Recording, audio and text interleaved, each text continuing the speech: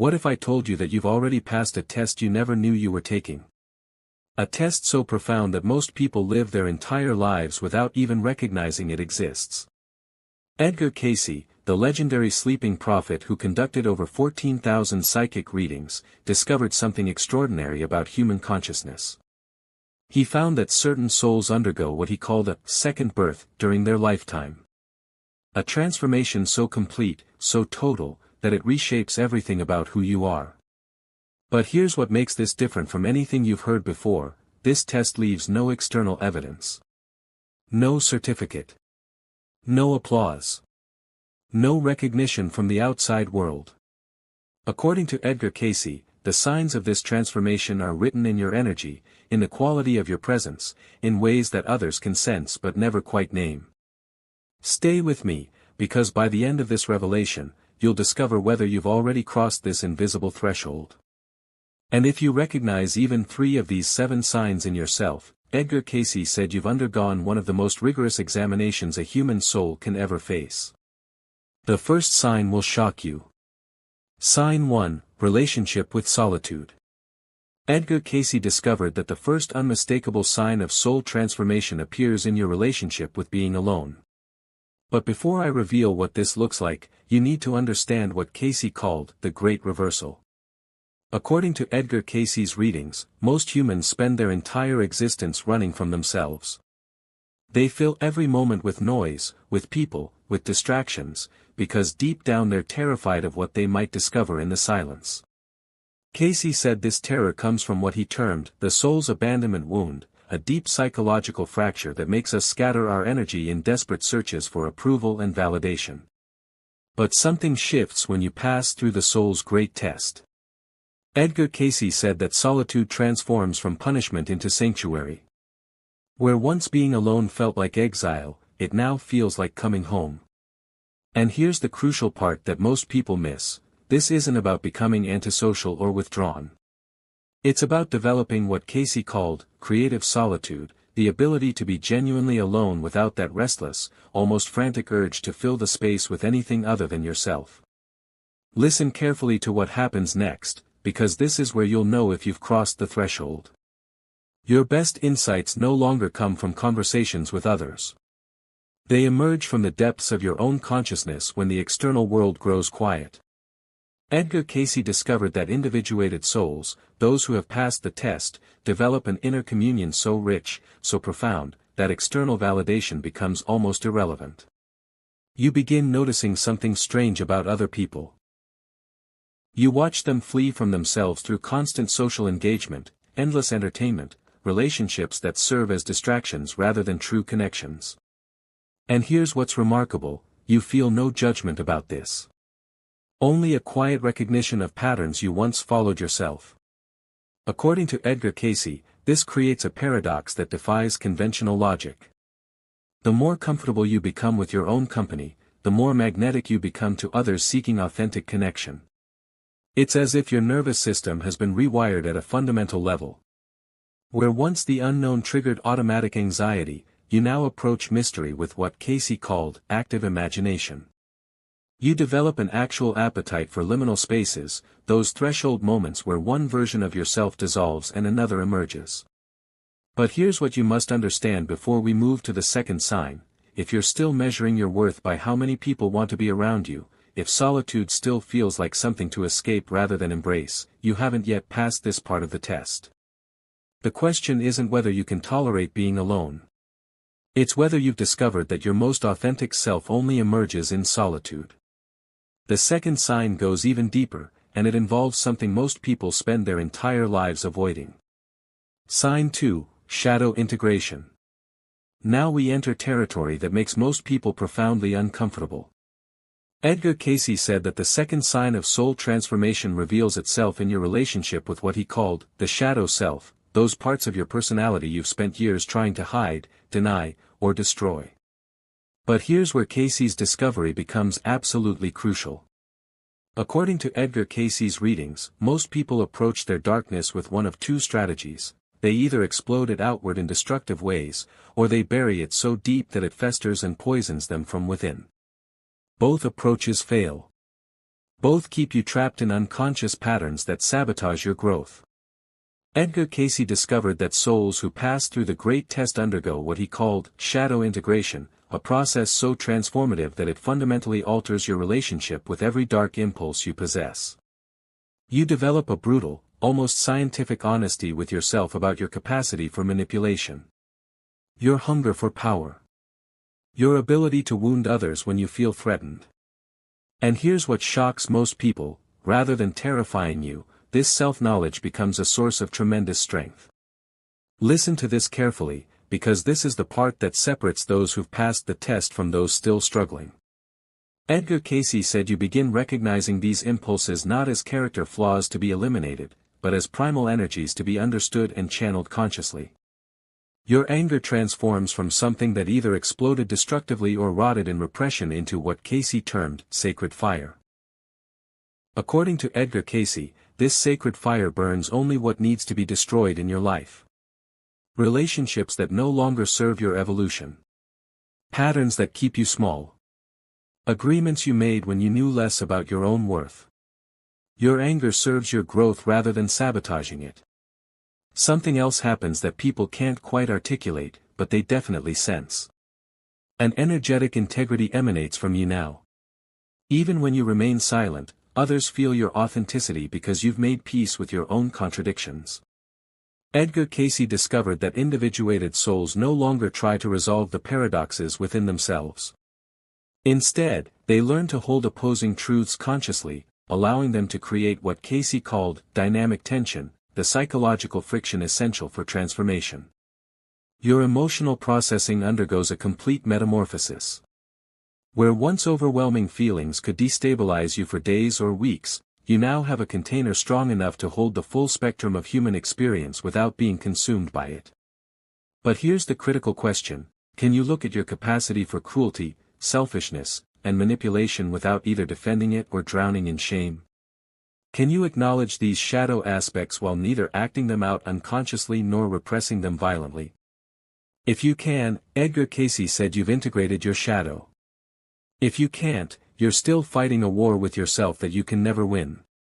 The third sign reveals itself in how you handle other people's chaos, and this one will fundamentally change how you see every relationship in your life. Sign 3: Immunity to projection. Edgar Cayce discovered something profound about human interaction that most psychology wouldn't acknowledge for decades. He called it the great transference, the unconscious process by which people deposit their unprocessed psychological material onto others.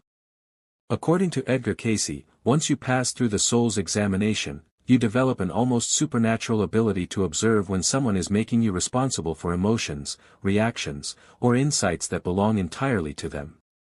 But here's what makes this third sign so powerful: this recognition comes without anger, without superiority, without the need to correct or educate. It's simply data.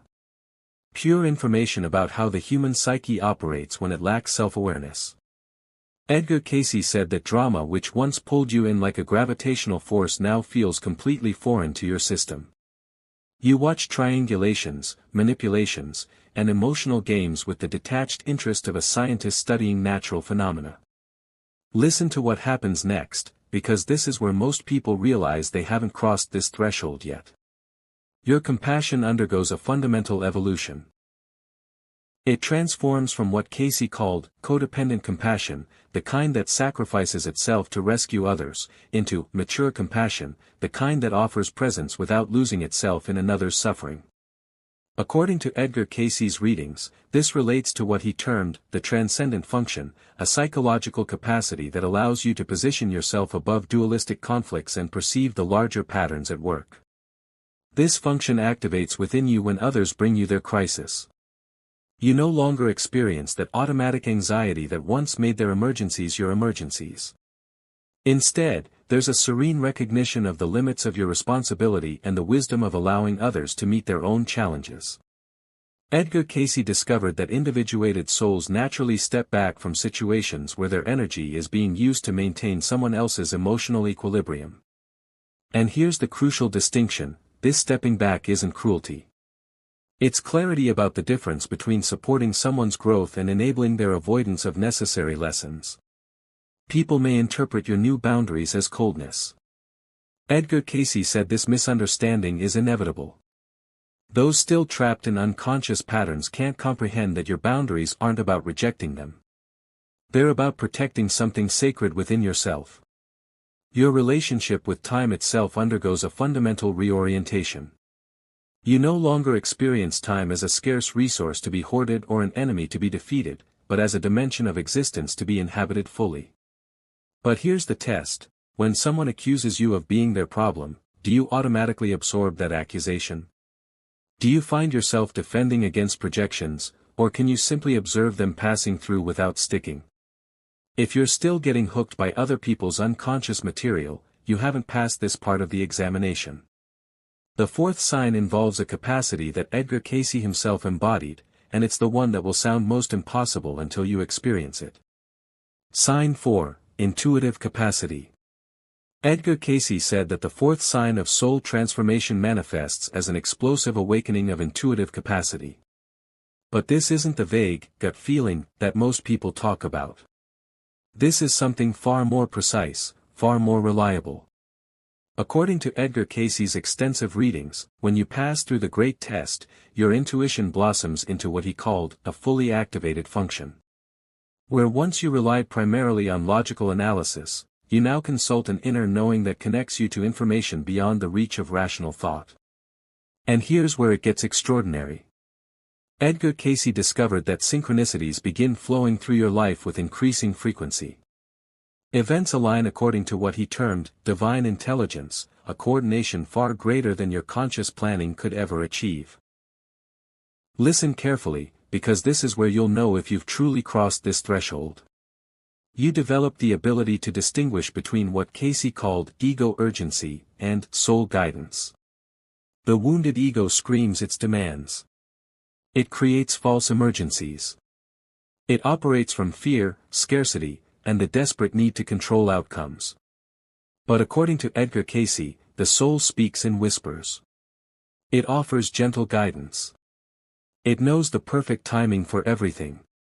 Your ability to read the invisible layers of people and situations expands exponentially. You perceive motivations, patterns, and outcomes that remain completely hidden to others. Not through cynicism, but through what Cayce termed refined sensitivity to energetic information. Edgar Cayce said that decision-making undergoes a complete transformation. You no longer need extensive pros and cons lists. Instead, you develop a direct line to what he called the inner counsel, an aspect of consciousness that has access to knowledge accumulated not just through your personal experience, but through what Cayce termed the universal consciousness. Something else emerges that people find difficult to explain. A quality of listening develops within you that goes far beyond hearing words. You attune to the spaces between sentences. The emotions hiding beneath explanations. The soul speaking through the persona. According to Edgar Cayce, this listening isn't analysis. It's reception. Not judgment, but a witnessing of the full spectrum of human complexity. But here's the critical distinction that separates true intuition from wishful thinking. Real intuition, the kind Edgar Cayce embodied and spoke about, comes with a quality of certainty that requires no external validation. It doesn't argue. It doesn't convince. It simply knows. Can you access this knowing? Do synchronicities guide your path? When you make decisions, do you consult something deeper than your thinking mind? If you're still operating primarily from analysis and logic, if synchronicities feel random rather than meaningful, you haven't yet activated this capacity. The fifth sign reveals itself in how you handle life's inevitable cycles of death and rebirth, and this one will completely transform your relationship with uncertainty. Sign 5, Embracing Cycles. Edgar Cayce discovered something that ancient wisdom traditions had known for millennia but modern psychology had forgotten: life moves in cycles, not straight lines. And according to Cayce, the fifth sign that you've passed the soul's examination appears in your relationship with these natural rhythms. But here's what most people never understand until they cross this threshold. Edgar Cayce said that souls who complete the great test integrate what he called the death-rebirth archetype so completely that they no longer fear the periods when their life seems to dissolve. These times of apparent ending become familiar preludes to expansion and renewal. According to Edgar Cayce's readings, your relationship with uncertainty transforms from avoidance into active engagement. Where once you needed guaranteed outcomes, you now recognize that the most meaningful growth occurs in what Cayce termed the space between decision and result. Listen to what happens next, because this shift changes everything about how you move through life. An energetic economy begins operating within you. Edgar Cayce called this soul-level resource management. Your energy is no longer scattered across dozens of draining commitments. Instead, you learn to invest your life force strategically, like a wise gardener who knows that not every seed deserves precious water. According to Edgar Cayce, you develop a profound understanding that growth moves in spirals, revisiting themes at progressively deeper levels. This brings tremendous patience with your own process. You stop expecting linear progress and start recognizing the wisdom in circular patterns. Your creativity undergoes a fundamental shift. Edgar Cayce said that before the transformation, people create to prove their worth, to gain recognition, to fill a void. But after passing through the test, creation becomes something entirely different. You create not for external achievement, but because creation has become a form of communion with what Cayce called the life force moving through you. There's no desperation in your creative expression anymore. No need for it to be received in a particular way. Edgar Cayce discovered that individuated souls develop an unshakable trust in timing. They understand that everything has its season. Forcing growth out of season only weakens what's trying to emerge. But here's the crucial question that reveals whether you've integrated this sign: when everything in your life appears to be falling apart, can you trust that something is actually being rebuilt? When you're in the void between one chapter ending and another beginning, do you panic, or do you recognize this as sacred territory?